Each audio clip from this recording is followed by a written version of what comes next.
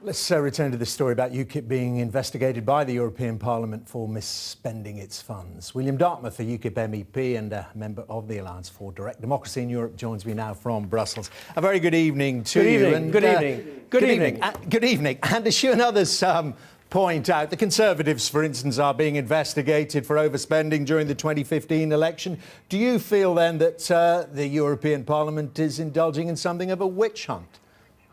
Well, I would point out that the Conservatives are being investigated by the Electoral Commission and also the police. And this is very, very different. But may I just correct, and I'm very grateful to have the opportunity to come on your programme, because I want to correct what's been said so far, which is entirely misleading and indeed untrue.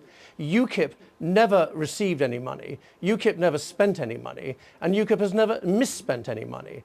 The money is entirely money that was spent by a pan-European political party called the Alliance for Direct Democracy in Europe, of which UKIP is a part. There are politicians from 11 countries in there. Only one of them is the UK. So your headline and your news and your breaking news and what are all our many enemies in the media are writing up, the correct headline should have been pan-European political party in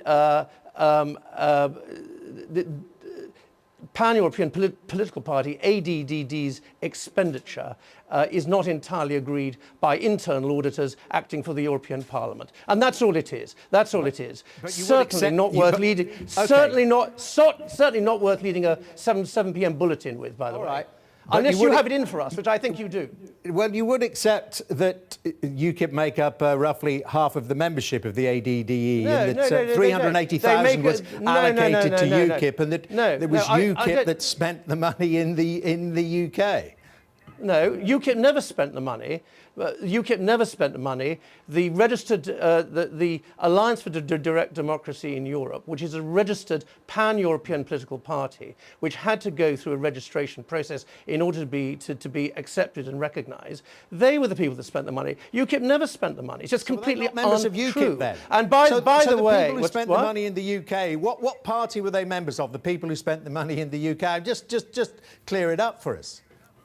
They were the alliance. They were the Alliance for Direct Democracy in Europe, or they were people, or they were pollsters and distinguished media people like yourself, who were instructed by the ADDE. I mean, that's interesting. I don't want to be impertinent, to do with UKIP. But what? And nothing therefore to do with UKIP. Nothing directly, indirectly, and as I pointed out earlier, the Alliance for Direct Democracy in Europe is a registered political party composed of politicians from 11 different European countries, of which the UK is one. Right. And so let me get this clear, just for the British audience, because I don't think anyone in the UK has actually heard of this Alliance for Democracy in whatever it is in Europe. Well, were they standing in the general election? You ought to cover the EU a little bit more then, perhaps, actually, because it's rather important. We think it's too important in British political life. But if you covered it a little bit more, that you would be aware that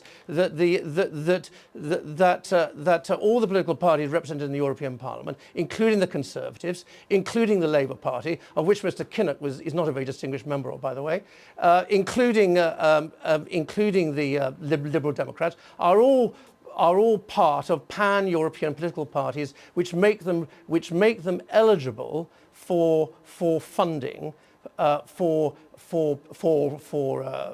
political purposes. And in this particular case, the internal auditors acting for the European Parliament, but they're internal, they're not external, disagree with some of the expenditure. Now, as Nigel has pointed out, is that, of course, the President of the European Parliament, Mr. Schulz, is not exactly on our side. In fact, he's doing everything he can to frustrate Brexit and the Brexit case. And so, therefore, he's leaked this to Sky News. And as somebody who's an elected MEP, I've never seen this report. I can't get hold of it. I've tried to today. We'll hear more about that on Monday. Let me just lastly put to you the overall point, though, about UKIP's attitude to taking money from the European Parliament in terms of your salaries, your generous allowances, your pensions, your severance payments and whatever. Nigel Farage has said, hasn't he, and we all know this, UKIP used the money and wherewithal provided by the EU to fight against Britain's membership of the EU. There is an argument, given that this is taxpayers' money, for you now to pack up and leave, now that we have left or are about to leave the EU.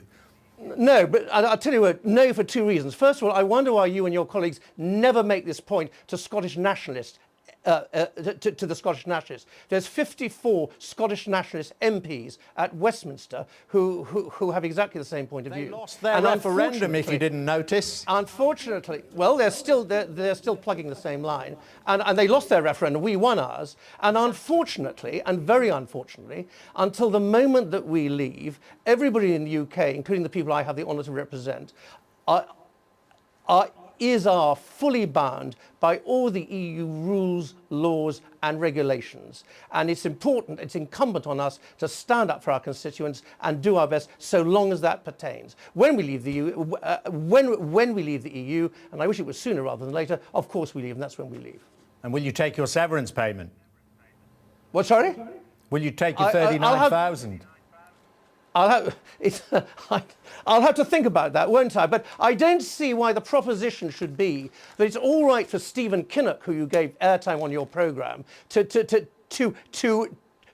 an EU pension. It's all right for Scottish nationalists and Welsh nationalists and Sinn Féin to get pensions, but it's not OK for actually UKIP MEPs. So I think it's frankly, a bizarre point of view to put forward. It's a very, very feeble debating point, and frankly, not worthy of somebody of your very considerable intellect, for whom I have tremendous admiration, by the way. Well, a tremendous admiration for you. Thank you very much indeed, Lord Dartmouth, for coming to clear it all up. Thank you. I've tried.